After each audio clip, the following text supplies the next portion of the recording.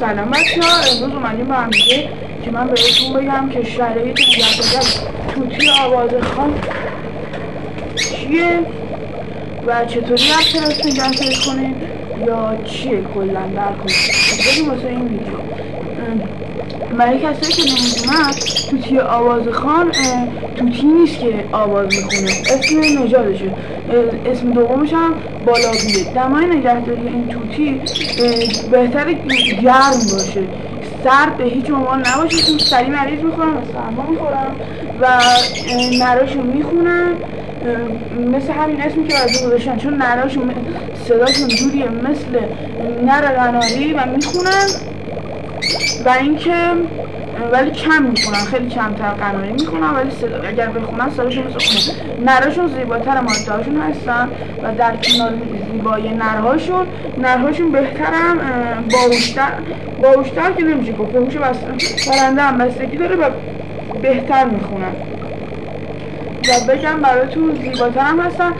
شما وقتی ببینین نر و ماده رو کنار هم دیگه متوجه میشین من چی میگم و راحت میتونین بفهمین فرق بینشون رو.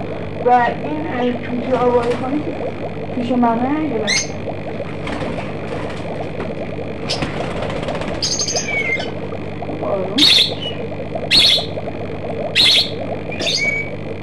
این توتی آوازخوانی که پیش من ماده هستش، ترک هستش و قفسشون یه ظرف آب میخواد، یه دونه استانت طبیعی چوب، یه دونه ظرف آب کوچیک. چرا من میگم کوچیک؟ بخاطر اینکه شما مجبورشین هر روز ظرف آبشون تمیز کنید. این پرنده منم توتی آوازخوان هم پریده در اومده و اینجاش هنوز پرش کامل در نیاورده. رنگش هم که ببینید دیگه خودتون تماشا کنید. خیلی وقت نیست از اینا نگهداری میکنم ولی خب خب پرش هم یه ذره زدم بخاطر اینکه خطرناکی داخل تراسی موقع یاد گرفت بتونه بیاد بیرون یه دفعه پر نزنه بره. و اینکه قیمتش هم 2,700,000 گرفت.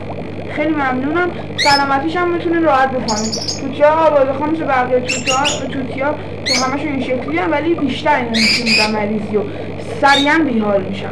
خیلی ممنونم تا اینجا ویدیو با من اومدین.